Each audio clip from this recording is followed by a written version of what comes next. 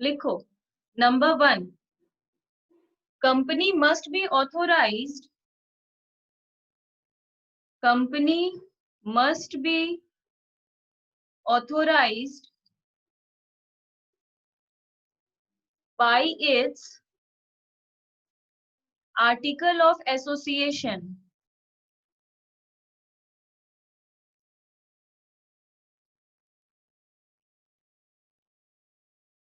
Number 2 है partly paid up share.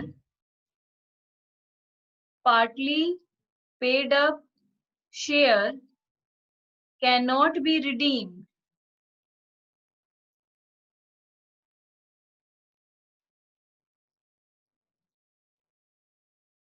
Number 3,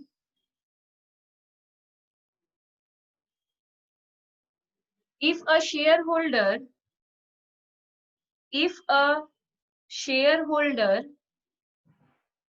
does not pay his arrear, does not pay his arrear, then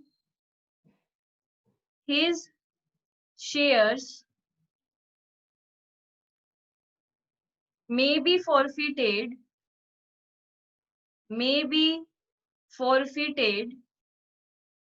and reissued. Number 4, share can be redeemed. Shares can be redeemed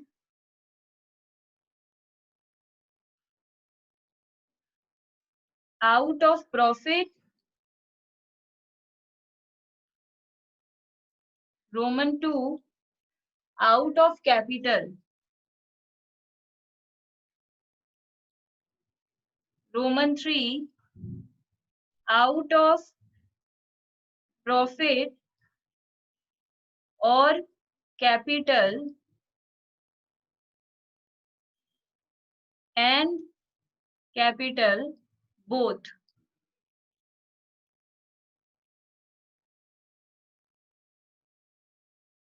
Number 5, whenever shares are redeemed,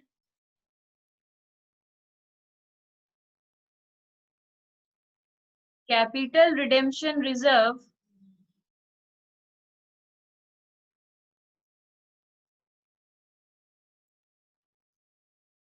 have to be created.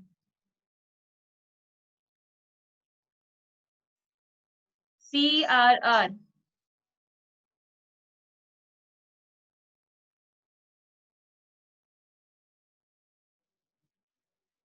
Number 6, CRR shall be created from PL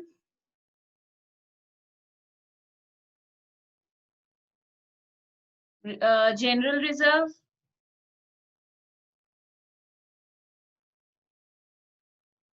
जिसको reserve fund भी कहते हैं,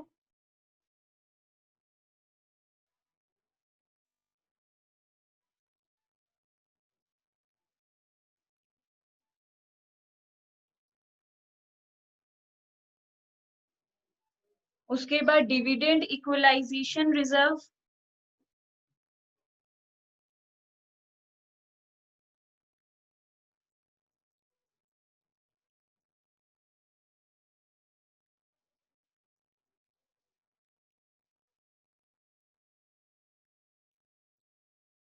उसके बाद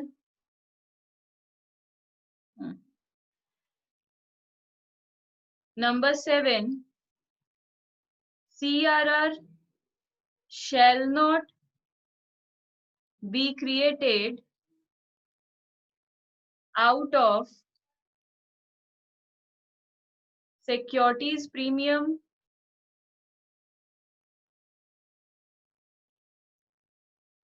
capital reserve,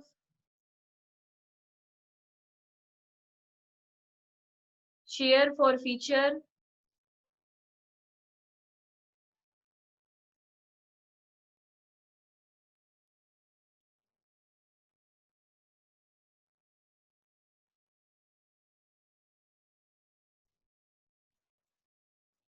Profit prior to incorporation.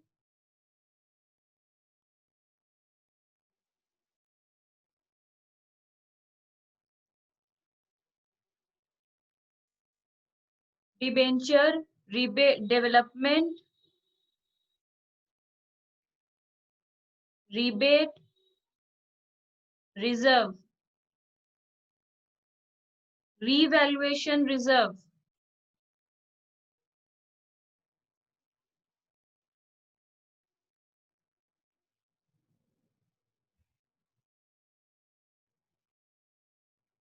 Number 8, when shares are redeemed at a premium, that premium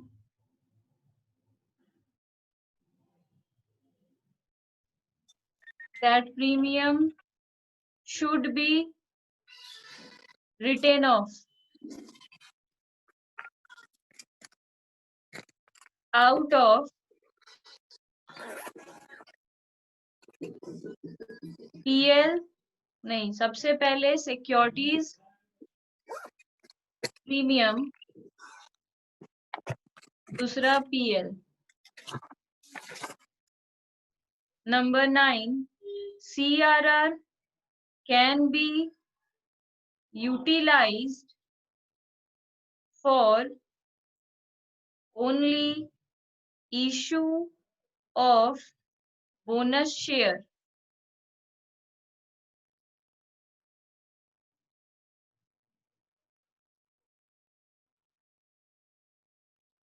Number 10,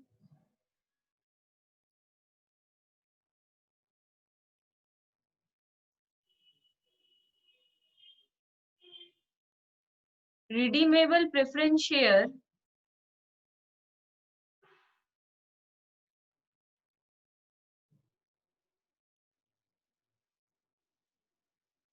which are redeemable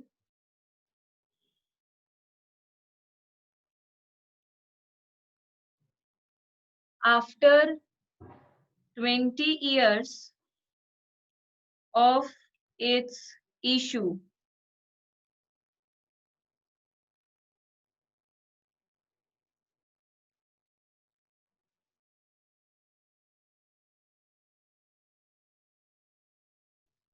तो basically redemption of preference share का मतलब होता क्या है? रिडेम्पशन का मतलब होता है इशू का उल्टा, मतलब टू पे ऑफ. इशू ऑफ शेयर्स हम लोग जानते हैं, इशू ऑफ शेयर्स में क्या होता है, हम लोग को कुछ शेयर इशू करना है, मतलब कंपनी को पैसा चाहिए तो वो शेयर इशू करता है, मतलब शेयर पब्लिक को देता है और पैसा लेता है. रिडेम्पशन में ठीक उल्टा होता है, कंपनी शेयर्स को अपना वापस ले लेता है और पैसा दे देता है. ऐसा क्यों करता है? कंपनी के पास बहुत आइडल कैश हो जाता है, अगर मतलब कंपनी को लगता है और शेयर इशू करे हुए रखने का जरूरत नहीं है तो वो अपने ही शेयर को वापस खरीद लेता है. क्यों? क्योंकि अगर वो शेयर दिया हुआ रहेगा और ये प्रेफरेंस शेयर है तो डिविडेंड हम लोग को देते रहना होगा, क्योंकि प्रेफरेंस शेयर का नाम कैसे होता है, 10% प्रेफरेंस शेयर, 8% प्रेफरेंस शेयर. ये जो 10% 8% है ये डिविडेंड है, ये शेयर होल्डर को एवरी ईयर देना पड़ता है. तो कंपनी सोचती है फालतू में मेरे को और पैसे का जरूरत तो है नहीं, हम डिविडेंड क्यों देते रहे, हम अपना शेयर वापस ले लेते हैं. तो ये करना इसमें सिर्फ यही है, शेयर वापस लेना है, पैसा देना है. पर ये इतना भी सिंपल नहीं है, इसके लिए कुछ फॉर्मेलिटी है. जितना भी फॉर्मेलिटी है वो कंपनी का आर्टिकल ऑफ एसोसिएशन में लिखा हुआ रहता है. पार्टली पेड अप शेयर कभी रिडीम नहीं होता. जैसे सोचो कि मैंने 10 शेयर इशू किया था जिसमें मैंने फाइनल कॉल किया ही नहीं है, तो उस पे सोचो फाइनल कॉल 2 रुपए का था तो 8 रुपया पेड अप है. वो शेयर, वो 10 शेयर हम रिडीम नहीं कर पाएंगे. दो तरीका है उसको रिडीम करने का. पहला, हम उस पे 2 रुपया मांग लें, तुम लोग दे भी दोगे, फिर हम उसको रिडीम कर लेंगे. दूसरा, उसको फॉरफिट करके री इशू कर दो, वो रिडीम नहीं होगा. अब ये जो पूरा रूल लिखे हैं ये तुम लोग को याद रखना ही होगा. एक सम करते हैं उसमें समझ में आएगा ये रूल का मतलब क्या है जो हम इतना लिखवाएं। इतना जगह जो हम छोड़े हैं वो तुम लोग भी छोड़ दो, काम आएगा। सम देखो कैसे रहता है, इलस्ट्रेशन 31। हम लोग को लाइबिलिटी दिया है और एसेट दिया है, एक बैलेंस शीट दिया है। नीचे लिखा है on 1st January 2015 fixed asset costing 40 lakh were से सोल्ड फॉर 32 लाख। हम लोग का फिक्स्ड एसेट है जो हम लोग को 40 लाख का है, वो हम लोग बेच रहे हैं। तो सिंपली जर्नल एंट्री करना है। Illustration 31 in the books of,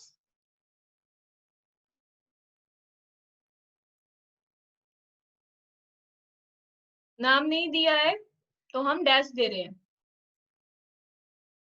journal bracket में एंट्रीज। फॉर्मेट सबको पता है, date, particulars, LF, amount, debit, credit. ठीक है, पहला क्या है, पहला डेट है 1/1/15। इसमें हम लोग क्या कर रहे हैं, फिक्स्ड एसेट जो 40 लाख का था उसको 32 लाख में बेच रहे हैं। मतलब bank account debit, PL account debit to fixed asset.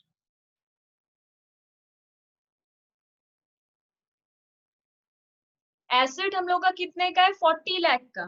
तो एसेट चला गया 40 लाख का, हम लोग बेचे 32 लाख में, तो बैंक में आएगा 32 लाख, तो 8 लाख का हम लोग को लॉस हो गया। Being assets sold at a loss. अब वो लाइन खींचना पड़ता है, वो सब अपना मेंटेन रखना। उसके बाद बोल रहा है, it was decided that on 1st Feb 2015 company issued sufficient number of equity share at par so as to finance redemption। बोल रहा है कंपनी 1/2/15 को डिसाइड किया कि कुछ इक्विटी शेयर इशू करेगा पार में। तो इक्विटी शेयर इशू करने का डायरेक्ट जर्नल एंट्री देना है, bank account debit to equity share capital.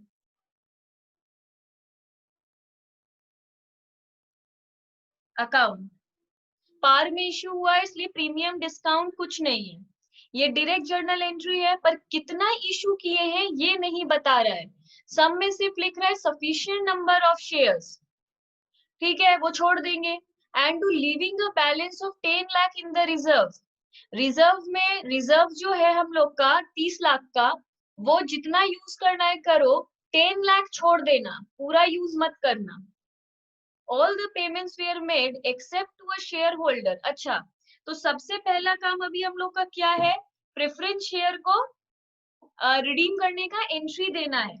ठीक है, तो क्या देंगे, डेट नहीं दिया है तो छोड़ देंगे। तो हम लोग का क्या, रिडीम करने का जर्नल एंट्री। देखो, जब भी शेयर इशू करते हैं कैपिटल क्रेडिट होता है, पर जब भी रिडीम करते हैं कैपिटल डेबिट होता है। तो प्रेफरेंस शेयर का नाम क्या है, रिडीमेबल प्रेफरेंस शेयर। तो लिखेंगे,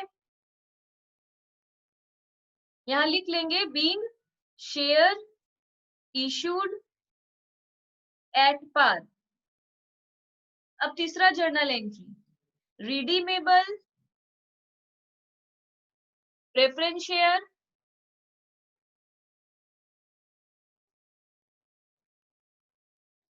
redeemable preference share capital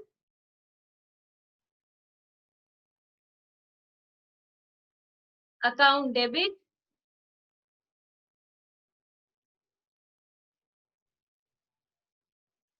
redeem हम लोग कर रहे हैं ये तो क्लियर है। तो टू रिडीम कर रहे हैं, कैपिटल तो डेबिट हो जाएगा क्योंकि जब भी इशू करते हैं कैपिटल क्रेडिट होता है, और जब रिडीम करते हैं तो कैपिटल डेबिट हो जाता है। और किसको पैसा देना है, प्रेफरेंस शेयर होल्डर को।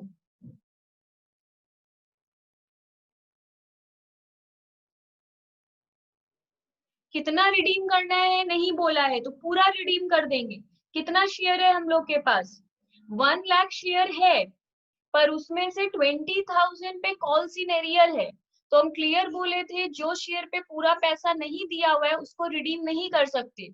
तो 1 लाख शेयर में 20,000 शेयर कॉल्स इन एरियर में है, तो हम लोग रिडीम कितना करेंगे? सिर्फ 80,000 शेयर को, और एक एक शेयर का प्राइस कितना है? 100। तो 80,000 इंटू 100 को ही हम लोग रिडीम करेंगे।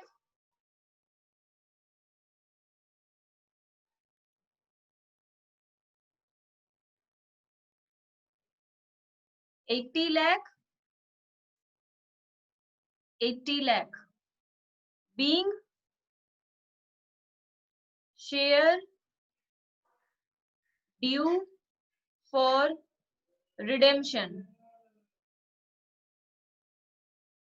अभी रिडीम किए नहीं है, करेंगे। बोल रहा है all the payments were made, हम लोग सारा पैसा दे दिए, except to a share holder of 10,000 shares who could not be traced. उसके बाद हम लोग को बोल रहा है कि सिर्फ सबको हम लोग पेमेंट दे दिए, सिर्फ 10,000 शेयर वालों को पैसा नहीं दे पाए क्योंकि वो लोग हम लोग से ट्रेस नहीं हुआ। ट्रेस नहीं हुआ मतलब जैसे सोचो हम इशू किए होंगे। देखो हम लोग रिडीम करते हैं 20 साल के बाद, 20 साल के पहले रिडीमेबल प्रेफरेंस शेयर को रिडीम नहीं कर सकते। तो 20 साल में अब वो शेयर होल्डर को देखो हम कैसे मैसेज करेंगे? हम तो मेल करेंगे ना, मेल करेंगे या इनबॉक्स में मैसेज करेंगे। सोचो सामने वाला अब मेल नहीं पढ़ रहा है या मैसेज नहीं पढ़ रहा है, तो वो तो कंपनी के पास पैसा लेने जाएगा ही नहीं। तो 10,000 एक आदमी के पास शेयर होगा, वो ट्रेस ही नहीं हुआ मतलब आया ही नहीं, तो सिर्फ हम उसको पेमेंट नहीं कर पाए, तो हम बाकी को पेमेंट भी कर दिए। प्रेफरेंस शेयर होल्डर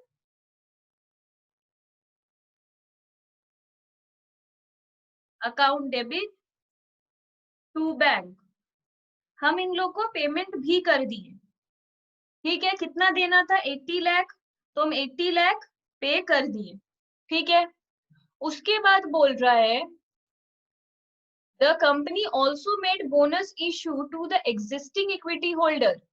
अच्छा, इक्विटी शेयर होल्डर को हम बोनस दिए, वो बाद की बात है।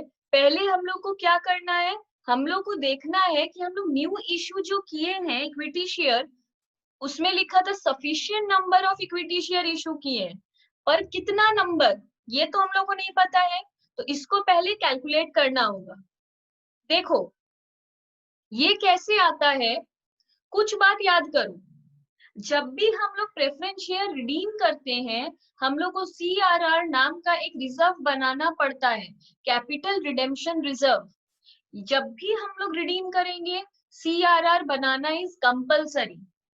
तो यहाँ पे तो हम लोग लिख दिए being paid to share holder, हम लोग शेयर होल्डर को पे कर दिए, पर CRR बनाना पड़ेगा।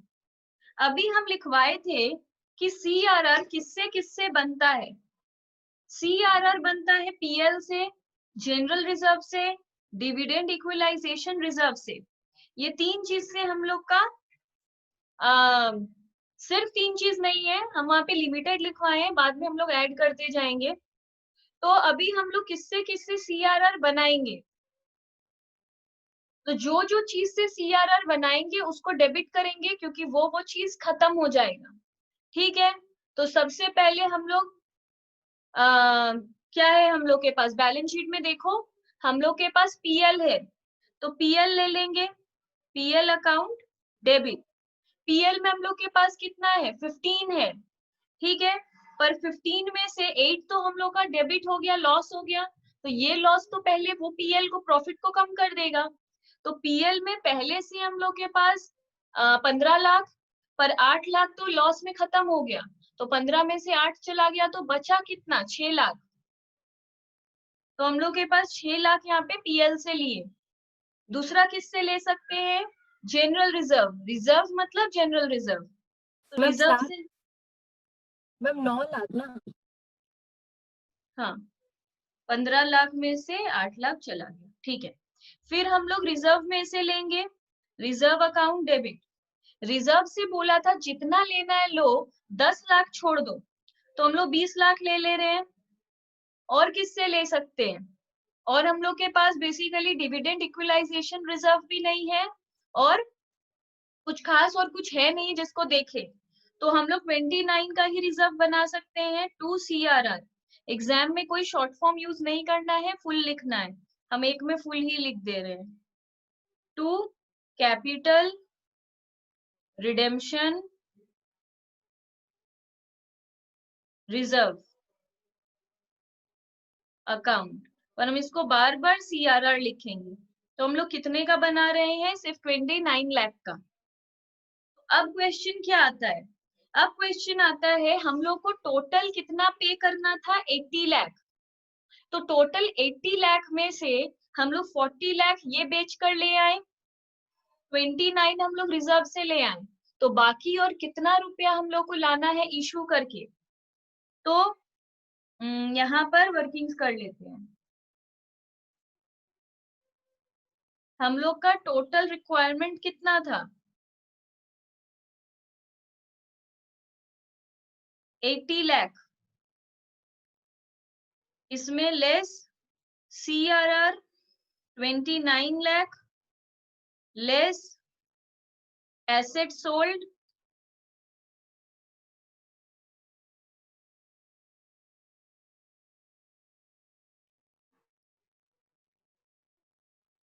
नहीं,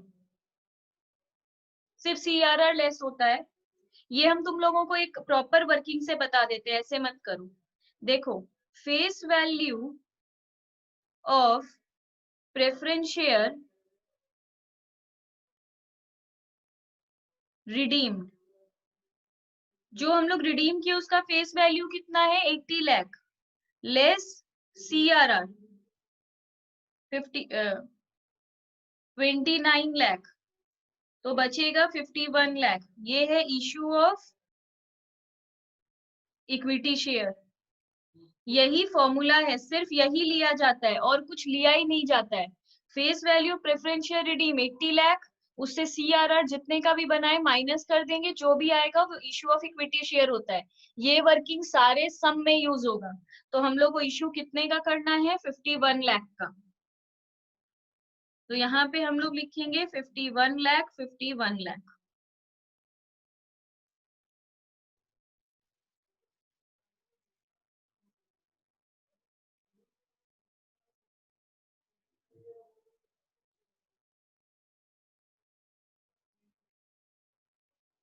$53 lakh.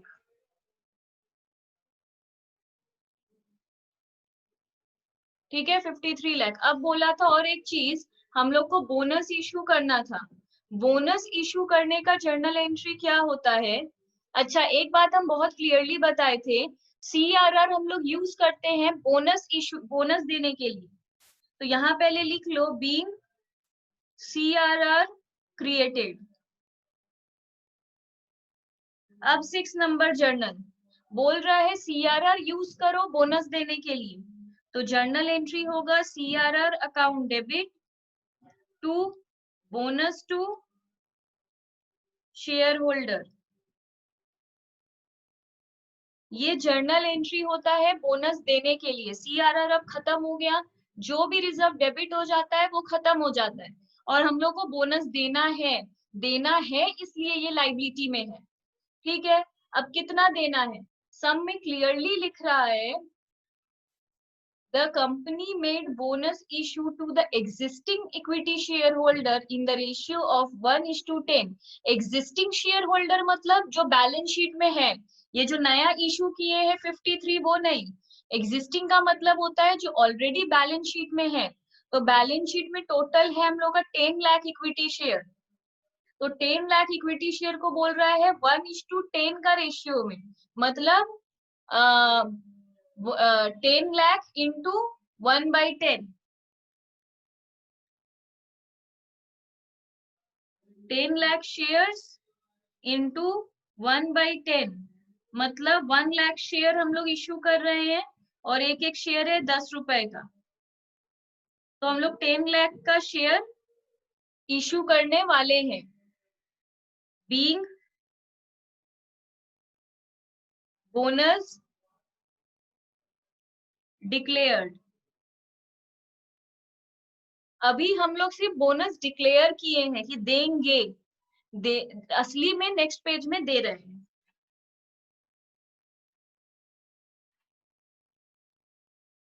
7 bonus to share holder,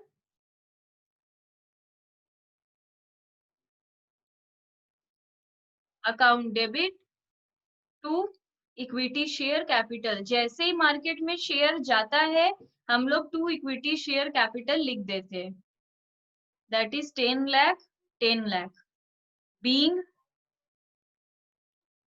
bonus share issued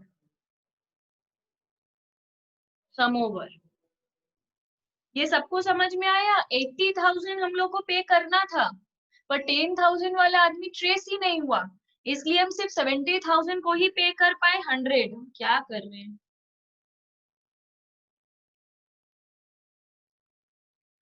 70 lakh 70 lakh.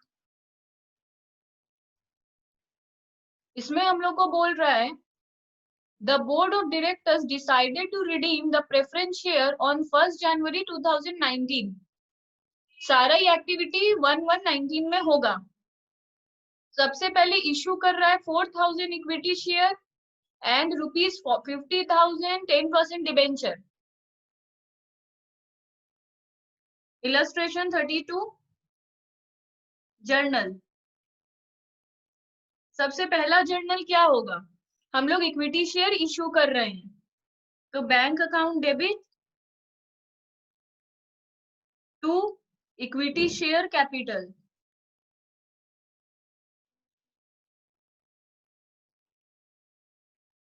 कितना इशू कर रहे हैं? 4,000 इक्विटी शेयर, तो 4,000 इंटू 10 मतलब 40,000 40,000 being equity share issued. Number 2, दूसरे में बोल रहा है डिबेंचर इशू कर रहे हैं 50,000 का, तो सेम चीज bank account debit to 10% debenture account 50,000 50,000 being debenture issued. Number 3, अब क्या बोल रहा है देखो, बोल रहा है रिडीम प्रेफरेंशियल। हम एक एक लाइन पढ़ रहे हैं, एक एक लाइन कर रहे हैं। Redeem preference shares at a premium of 10%। ये क्या है? ये इसका मतलब होता है हम लोग प्रेफरेंस शेयर रिडीम तो कर रहे हैं पर ज्यादा रुपया में कर रहे हैं। क्यों? तुम लोग को सोचो, तुम लोग से इशू करते वक्त लिए थे 100 रुपया, पर अब 100 का 100 ही देंगे, तो प्रैक्टिकली सोचो कौन चाहेगा रिडीम करना? कोई अग्री नहीं करेगा। तो हम 100 लेते हैं और देते वक्त बोलते हैं अच्छा 10 रुपए हम तुमको ज्यादा देंगे, मतलब देते वक्त हम तुमको 110 देंगे। तो अगर हम लोग इशू करते हैं और ज्यादा लेते हैं तो उस प्रीमियम को अपना प्रॉफिट कहते हैं और क्रेडिट कर देते हैं। पर अगर रिडीम करते वक्त हम तुमको ज्यादा दे रहे हैं तो वो प्रीमियम मेरा लॉस है, इसलिए वो लॉस डेबिट होता है। तो अगर रिडीम कर रहे हैं तो प्रेफरेंस शेयर कैपिटल तो डेबिट होगा। इसमें नाम क्या दिया है? 14% प्रेफरेंस शेयर, तो हम लोग को भी लिखना पड़ेगा 14% preference share capital account debit. ये प्रीमियम में कर रहे हैं मतलब ज्यादा रुपया दे रहे हैं, ये प्रीमियम हम लोग का लॉस है तो ये डेबिट होता है। Premium on redemption of preference share account debit to preference share holder, क्योंकि देना किसको है? प्रेफरेंस शेयर होल्डर को। अभी कितना शेयर हम लोग को रिडीम करना है? हम लोग को दिया है 1 लाख शेयर है। देखो बैलेंस शीट में अमाउंट देखो 1 लाख रुपीज है। एक एक शेयर 100 रुपीज का है, तो नंबर ऑफ शेयर कितना होगा 1000, तो रिडीम कितना कर रहे हैं 1000 इंटू 100 मतलब 1 लाख। प्रीमियम कितना है 1000 इंटू 10 क्योंकि 10% प्रीमियम है मतलब 10,000। तो देना कितना है मेरे को 1,10,000। उसके बाद ये जो प्रीमियम है इसको राइट ऑफ करना है। मतलब ये लॉस को हम लोग बुक में लिखा हुआ नहीं छोड़ सकते, हम ये रूल में लिखवाए हैं when share are redeem at a premium. अगर शेयर रिडीम होता है प्रीमियम में तो वो प्रीमियम को हम लोग राइट ऑफ कर देंगे, मतलब बुक से हटा देंगे। किसके हेल्प से, सिक्योरिटी प्रीमियम से या फिर पीएल से। बैलेंस शीट में देखो, मतलब ऊपर जो लाइबिलिटी में सिक्योरिटी प्रीमियम है पहले से 10,000 का, तो हम लोग वो यूज कर लेंगे। तो वो सिक्योरिटी प्रीमियम को फिर हट जाएगा, यूज कर लेंगे। तो security premium account debit to premium on redemption of preference share. इसको 2 कर देंगे तो ये खत्म हो जाएगा। इसको 2 कर दिए तो कैंसिल हो गया, डेबिट वाले चीज को क्रेडिट कर दिया तो ये कैंसिल हो गया और सिक्योरिटी प्रीमियम मेरा खत्म हो गया। कितने से 10,000 से। तो बीइंग प्रीमियम रिटेन ऑफ। तो यहां तक का काम हम लोग कर लिए। उसके बाद क्या बोला है, raise necessary bank loan to provide funds for redemption. हम लोग के पास पर थोड़ा सा पैसा का शॉर्टेज हो रहा है रिडीम करते वक्त, तो बोल रहा है उसके लिए हम लोग बैंक लोन लेंगे। पर अगेन अमाउंट नहीं दिया है, बोल रहा है नेसेसरी बैंक लोन। तो जर्नल एंट्री तो पास कर ही सकते हैं। तो बैंक लोन लेने का जर्नल एंट्री क्या होता है, बैंक अकाउंट डेबिट, पैसा आएगा और एक लाइबिलिटी भी आ गया बैंक लोन।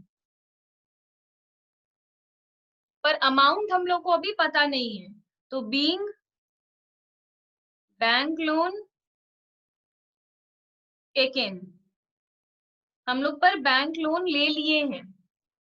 उसके बाद बोल रहा है and to have ₹15,000 as balance. बोल रहा है इतना लोन लेना जिससे रिडीम भी कर ले और हम लोग का बैंक में 15,000 बच भी जाए। Admit claim of ₹4,000 for workman compensation. बोल रहा है वर्कमैन कंपेंसेशन के लिए हम लोग 4,000 हम लोग को 4,000 वर्कर लोग मांग लिया है। तो वर्कमैन कंपेंसेशन फंड में हम लोग का कितना है, वर्कमैन कंपेंसेशन में 10,000 है, तो 4,000 वर्कर लोग मांग लिया है। तो हम लोग के पास कितना बचा है उसमें से सिर्फ 6,000। Utilise ₹10,000 out of development rebate reserve for the purpose. ठीक है, ये छोड़ो। अब हम लोग का मेन काम क्या है, हम लोग को देखना है कि CRR आखिर कितने का बनाना है। तो CRR के लिए क्या वर्किंग्स था हम लोग का,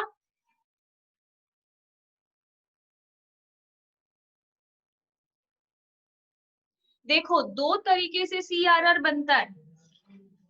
पहला, अगर सोचो हम लोग को face value preference share redeem हम लोग के पास है, हम लोग के पास ये दोनों ही नहीं है। जैसे ये वाले इलस्ट्रेशन में क्या हुआ था, हम लोग के पास CRR भी गिवन नहीं था सम में और इशू ऑफ इक्विटी शेयर भी गिवन नहीं था सम में। दोनों नहीं था तो कैसे चलेगा। तो हम लोग CRR ऐसे करके बना लिए, पहले बना लिए फिर यहाँ लिखकर माइनस कर लिए।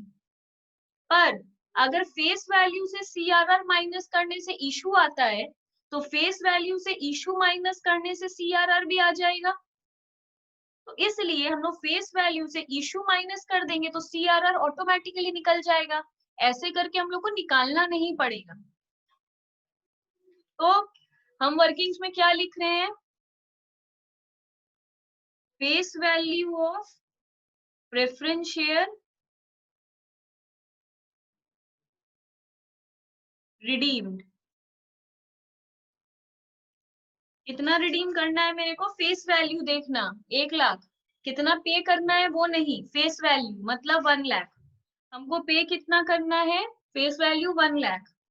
Less issue of equity share. इसमें इशू ऑफ इक्विटी शेयर मेरे को दिया हुआ है 40,000, तो हम आराम से यहाँ पे 40,000 लिख लेंगे, तो मेरा 60,000 CRR डायरेक्टली आ जाएगा। ठीक है, अब मेरे को ये तो पता चल गया कि मेरे को CRR बनाना है 60,000 का, पर अगेन किस किस चीज से हम लोग ये रिजर्व बनाएंगे? हम लोग को बहुत अच्छे से पता है ये किससे किससे बनता है। सबसे पहले हम लोग बनाते हैं PL से, PL अकाउंट डेबिट। PL में हम लोग के कितना रुपया है? PL में 38,000 है। अच्छा, इसका कुछ सीक्वेंस है, ये तुम लोग को याद करना होगा। ये और भी चीज से बनता है, लिख लो। ये डेवलपमेंट रिबेट रिजर्व से भी बनता है, डेवलपमेंट रिबेट रिजर्व। और अगर ये है सम में, तो सबसे पहले हम लोग इसको लेंगे, सबसे पहले हम लोग ये लेंगे। ये और भी बनता है वर्कमैन कंपेंसेशन रिजर्व से, वर्कमैन कंपेंसेशन रिजर्व। और अगर ये है तो सेकेंड टाइम पे ये लेना पड़ेगा। थर्ड ये बनता है डिविडेंड इक्वलाइजेशन रिजर्व से, इससे। फोर्थ ये बनता है PL से। ठीक है, ये याद रहे। उस समय हम लोग के पास ये तीनों नहीं था, तो हम लोग सबसे पहले PL ले लिए। पर अगर हम लोग के पास डेवलपमेंट रिबेट रिजर्व है, तो सबसे पहले ये लेना होगा। ये ऑर्डर वाइज लर्न रखना होगा। तो हम लोग फिर सबसे पहले क्या लेंगे? Development rebate reserve. जी। हाँ, इसमें हम लोग को क्लियरली बोल रहा है कि utilise ₹10,000 out of development rebate reserve for the purpose. ऐसे हम लोग नहीं लेते हैं, पर इस सम में क्लियरली बोल रहा है कि यूटिलाइज कर लो। अगर सम बोल रहा है तो फिर इससे भी करना पड़ेगा, इससे भी, फिर तो वो जो बोल देगा उससे। रूल में नहीं है, पर अगर बोल रहा है तो सबसे पहले यही लेंगे, डेवलपमेंट रिबेट रिजर्व। बोल रहा है कि सिर्फ 10,000 यूटिलाइज करो, अनलिमिटेड नहीं लेना है, सिर्फ 10,000। उसके बाद हम लोग लेंगे वर्कमैन कंपेंसेशन फंड।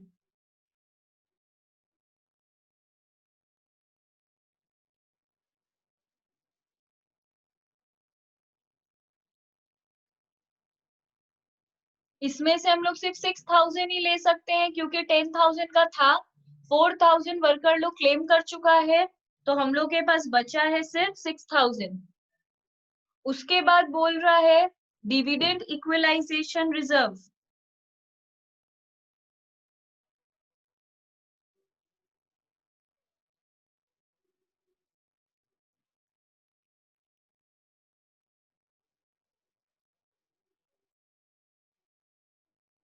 कितना ले सकते हैं इससे हम लोग? पूरा 12,000। फिर PL लेंगे, PL account debit to CRR account. CRR कितने का बनाना है? CRR हम लोग को सिर्फ 60,000 का ही बनाना है, इससे ज्यादा का नहीं। तो 60,000 यहाँ लिख दिए, तो कितना कम पड़ रहा है उतना ही PL से लेंगे। PL से हम लोग सिर्फ 32,000 लेंगे। इन सबको प्लस करके देख लो, 60,000 आना चाहिए। नरेशन वही, बीइंग CRR क्रिएटेड। यहाँ तक हम लोग CRR भी क्रिएट कर लिए, इसके बाद और कुछ है नहीं। ठीक है, तो इसके बाद हम लोग क्या करेंगे? अच्छा, एक क्वेश्चन और है कि बैंक लोन हम लोग को कितना लेना है। ये कैसे समझ में आएगा कि कितना बैंक लोन लेना है? तो हिसाब करो कितना पैसा कलेक्ट हो गया है हम लोगों के पास। हम लोग को पे करना है 1,10,000। Number 2, calculation of bank loan. देखो बैंक लोन सिर्फ उतना ही लेना है जितना हम लोग को जरूरत है, तो हम लोग का रिक्वायरमेंट क्या है? रिक्वायरमेंट ऑफ कैश हम लोग का कितना है? पेमेंट करना है प्रेफरेंस शेयर होल्डर को,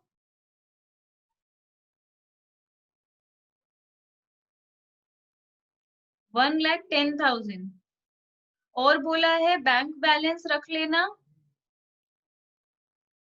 15,000। तो टोटल हम लोग को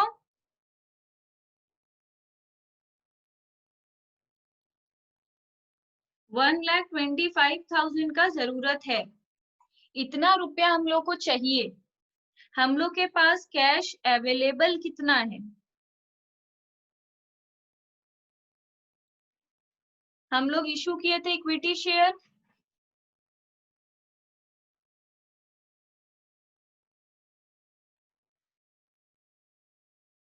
40,000 का।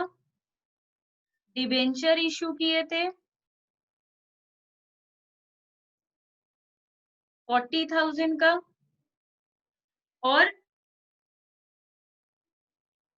और हम लोग को कितना, अच्छा पहले से बैंक में हम लोग का कुछ रुपया है, क्लियरली लिखा है बैंक बैलेंस पहले से 10,000 है, तो पहले से हम लोग का बैंक बैलेंस है 10,000। इसमें बोल रहा है लास्ट लाइन देखो, necessary journal entries assuming that holders of 100 preference share could not be traced. तो इसमें रियल में हम लोग को 1,10,000 पे ही नहीं करना है, क्योंकि हम लोग के पास इतना आदमी है ही नहीं। तो पहले देखो कितना पे करना है। Number 7, preference share holder account debit to bank. हम लोग को कितने को पे करना था? हम लोग को पे करना था 1,000 प्रेफरेंस शेयर को, पर अब हम लोग सिर्फ 900 को ही पे करेंगे क्योंकि 100 ट्रेस ही नहीं हुआ, और एक एक को हम लोग को 110 रुपया देना था। देखो 100 रुपया देना था मेन रुपया, और 10 रुपया दे रहे थे एक्स्ट्रा, तभी तो आया था 1,000 इंटू 110, 1,10,000। तो एक एक शेयर होल्डर को हम लोग 110 दे रहे थे, तो यहाँ पे 900 इंटू 110 देंगे। तो यहाँ हम लोग सिर्फ 99,000 ही देंगे।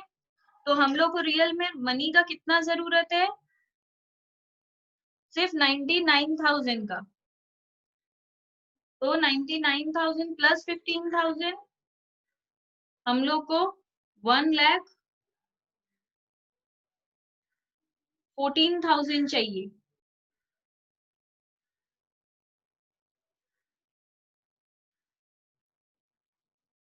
जिसमें से हम लोगों के पास 90,000 आ गया है।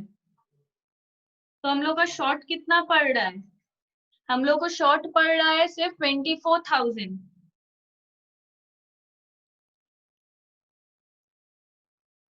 हम लोग को चाहिए 1,14,000, 90,000 हम लोग के पास है, तो शॉर्ट फॉल हो रहा है 24,000 का। तो 24,000 हम लोग बैंक लोन ले लेंगे।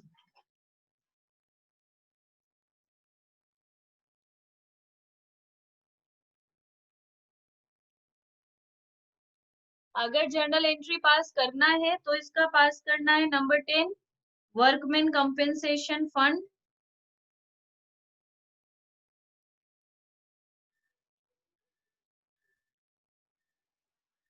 Account debit to claim for workman compensation account. अभी भी उन लोग को दिए नहीं थे, उन लोग सिर्फ क्लेम किया था। Being due to workman. ये हम क्लियर कर देते हैं, अगर हम लोग पे करें या नहीं करें, हम लोग जितना पे करना है उतना ही अलग करेंगे, क्योंकि जैसा कि हम पहले बोले थे कि हम लोग को लाइबिलिटी साइड में उसको रखना ही पड़ता है, तो हमेशा 1,10,000 ही लेंगे, पे करें या नहीं करें। बैंक बैलेंस 15,000 रखना है तो वही 1,25,000 चाहिए। 40,000 हम लोग का इक्विटी शेयर इशू करके आया, डिबेंचर इशू करके 50,000 आया, और बैंक बैलेंस हम लोग को 10,000 रखना है। मतलब टोटल हम लोग के पास है 1,00,000। 10,000 हम लोग के पास पहले से बैंक में है, तो टोटल हम लोग के पास कैश अवेलेबल है 1,00,000। तो 1,25,000 चाहिए, 1,00,000 हम लोग के पास है, तो हम लोग 25,000 का बैंक लोन लेंगे।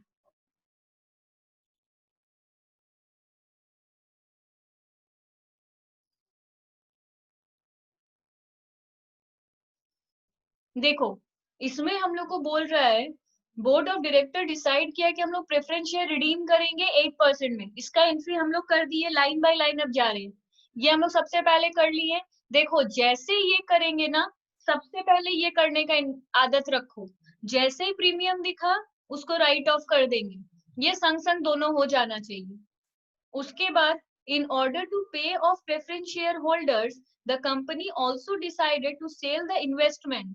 फिर इन्वेस्टमेंट का एंट्री करेंगे, and use company fund and to raise the balance by equity issue of sufficient number of shares to leaving a minimum bank balance 9,000 after such redemption। वो search नहीं सच होगा, such redemption।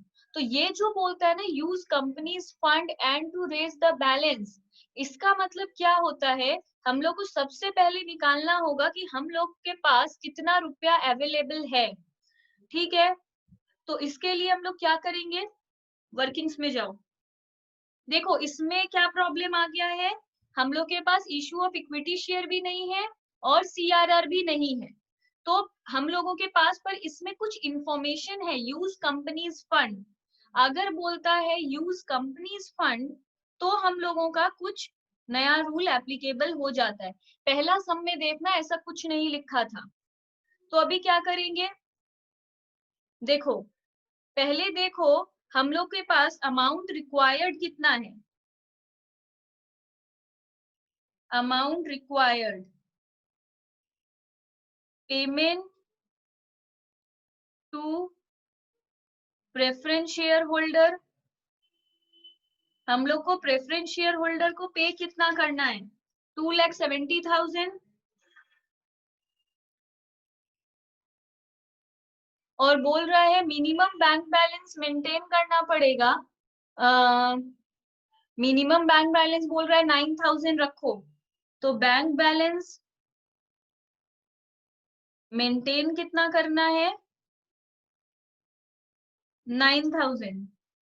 तो हम लोग को total कितना चाहिए, 2,79,000। अब देखो अमाउंट अवेलेबल कितना है, अमाउंट अवेलेबल, हम लोग के पास पहले से कैश एट बैंक है 39,600। उसके बाद हम लोग एक इन्वेस्टमेंट बेच लिए थे, तो उससे हम लोग के पास 1,08,000 आ गया था।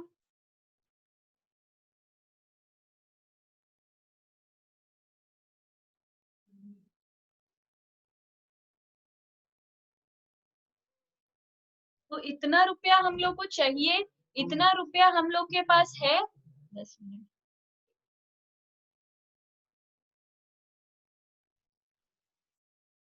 तो इशू ऑफ इक्विटी शेयर हम लोग कितने का करेंगे, इसमें बोल दिया था सफिशिएंट नंबर ही हो रहा है। तो 2,79,000 हम लोग को चाहिए, हम लोग के पास है इतना। तो कितना रुपया हिसाब से हम लोग को चाहिए, 131400। हाँ, अच्छा सम में प्रिंट मिस्टेक है, आंसर 9600 के हिसाब से दिया है, तो बैलेंस मेंटेन करना है हम लोग को 9600। सम में वो 9,000 है, पर उससे फिर ये सब सब डेसिमल में आ जाएगा, इसलिए प्रिंट मिस्टेक है, इसको 9600 कर दो। तो ये भी हम लोग का 9600 हो जाएगा, यहाँ पे भी।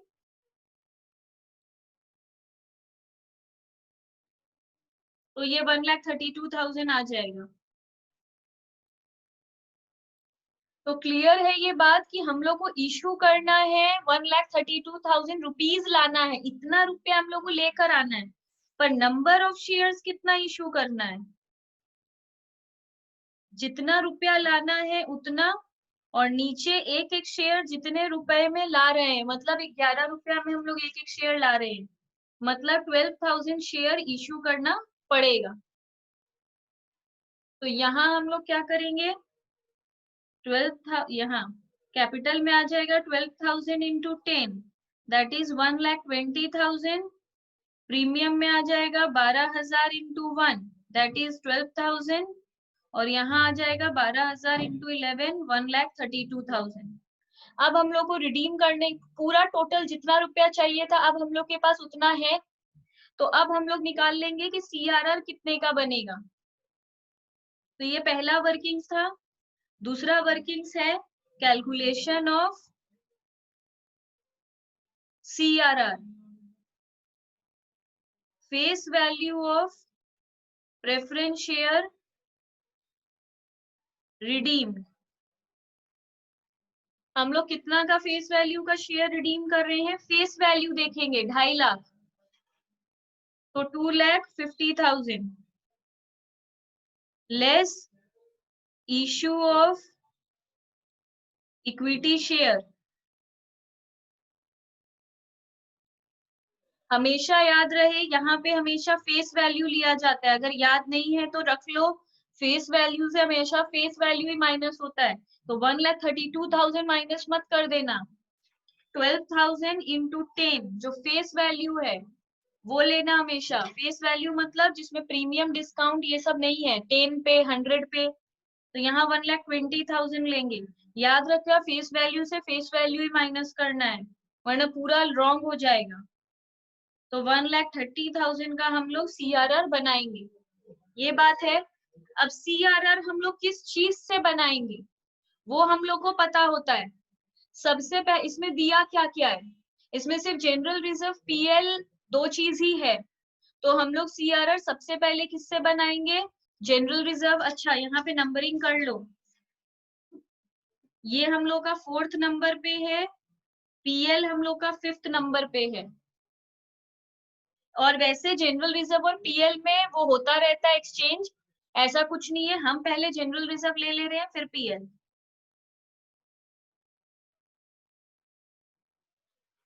तो number 5 general reserve account debit,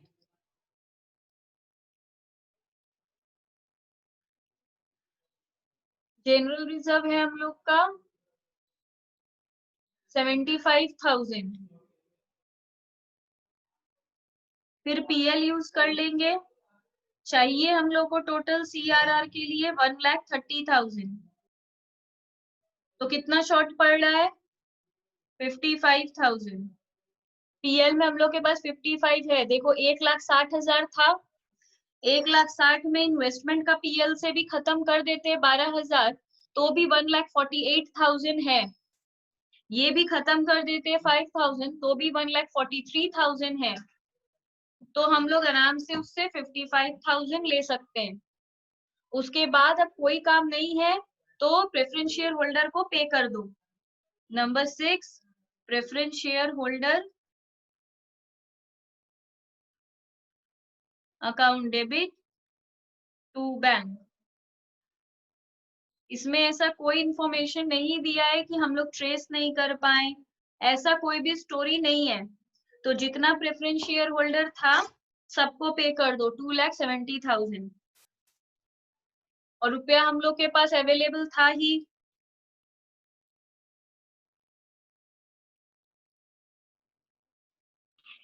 ma'am